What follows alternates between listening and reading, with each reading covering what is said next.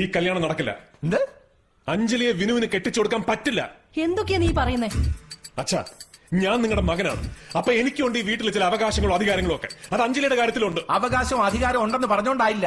സ്നേഹം വേണം, ബോധവും വേണം. അവസാന നിമിഷം എന്തുണ്ടായിട്ടാ ഈ കല്യാണം വേണ്ടെന്ന് നീ പറയുന്നത്? അത് ഒരച്ഛന്റെ മുഖത്ത് നോക്കി എനിക്ക് പറയാൻ പറ്റില്ല. എങ്കിൽ നിന്റെ അമ്മയുടെ മുഖത്ത് നോക്കി പറ.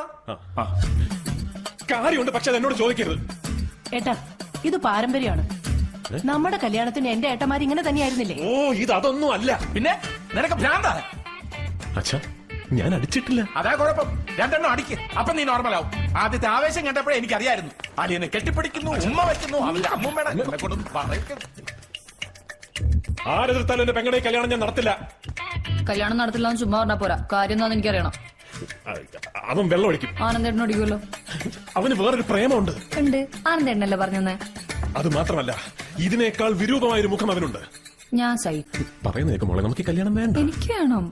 ഓഹോ, എല്ലാരും കൂടെ എന്നെ തോൽപ്പിക്കാനാണ് ഭാവമെങ്കിൽ അത് ഞാൻ സമ്മതിക്കില്ല. ഞാൻ ജീവനോടെ ഉള്ളിടത്തോളം കാലം ഈ കല്യാണം ഞാൻ സമ്മതിക്കില്ല. എന്നാ ഞങ്ങൾ ഒളിച്ചോടും. എന്ത്? ആ